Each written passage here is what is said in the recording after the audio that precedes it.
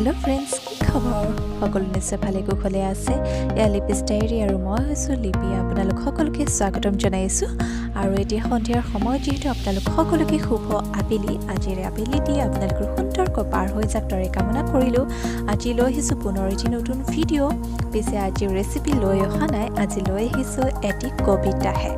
আৰু আজি কবিতাটি লৈ অহাৰ এটা বিশেষ কাৰণ আছে কিয়নো মোৰ যিসকল বন্ধু বান্ধৱীয়ে মোক জানে চিনি পায় তেওঁলোকে মোক প্ৰায় কৈছে ইউটিউবতনো মই কেলেই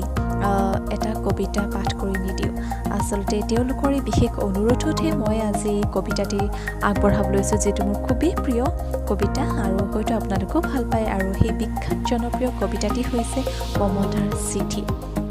যিটো কবিতা আৰু কবি হৈছে কবি হেম বৰুৱা আৰু সেই কবিতাটিয়ে মই পাঠ কৰিবলৈ অকণমান চেষ্টা কৰিছোঁ আৰু আশা কৰোঁ আপোনালোকে ভিডিঅ'টো চাই ভাল পাব যদি ভাল পায় লাইক এটা কৰি দিব আৰু কমেণ্টত জনাব কেনেকুৱা পায় আৰু কিবা যদি ফুল ফ্ৰান্তি হয় তাকো মোক আঙুলিয়াই দিব কমেণ্টত জনাই আৰু লগতে যদি আপোনালোকে নতুন মোৰ চেনেলটো তেতিয়াহ'লে ছাবস্ক্ৰাইব কৰিব মোৰ চেনেলটো কাষতে থকা বেল আইকনটো টিপি প্ৰেছ কৰি তাক অল কৰি দিব আৰু লগতে শ্বেয়াৰ কৰিব যদি মোৰ ভিডিঅ'সমূহ চাই ভাল পায় আৰু তেনেহ'লে আৰু বিশেষ একো নকওঁ আপোনালোকে কবিতাটি শুনিব ভালদৰে আৰু স্কিপ নকৰাকৈ যাতে মোৰ ভিডিঅ'সমূহ চাই তাৰ বাবে মই বিশেষ অনুৰোধ কৰিছোঁ যাতে স্কিপ নকৰাকৈ ভিডিঅ'সমূহ চাই আৰু লগতে আপোনালোকে অন্ততঃ 2 মিনিট চাই পেলাইহে নতুবা সম্পূৰ্ণ ভিডিঅ'টো চাইহে কমেণ্টত কৰিব কিয়নো ভিডিঅ'টোৰ কমেণ্টবোৰ স্পামত গুচি যায় তেনেকুৱা কৰিলে গতিকে আহক এই ঠাইখিনিৰ পৰা আৰম্ভ কৰোঁ আজিৰ কবিতাটি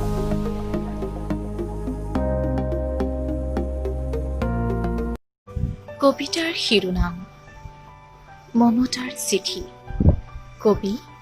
হেম বৰুৱা মৰমৰ এয়া মম এডাল জ্বলাই লৈছোঁ আজি বহু দিনৰ মূৰত তোমালৈ চিঠি লিখোঁ বুলি বাহিৰৰ উৰুঙা বতাহ জাগাহি মমডাল কোবাইছে চাওঁ খিৰিকীখন জপাই দিওঁ 7 বছৰৰ আগৰ কথাবোৰ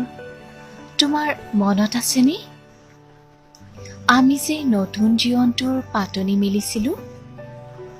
মোৰ গাত সেই অচিনাকি নিচা বাৰুকৈয়ে লাগিছিল সিদিনা আছিল কাতিৰ গলিখনা কোমল পুৱা পদূলিত তলসৰা শেৱালিবোৰ উপচি আছিল আৰু সন্ধিয়া মই তোমালোকৰ ঘৰলৈ নকৈ আহিবৰ দিনা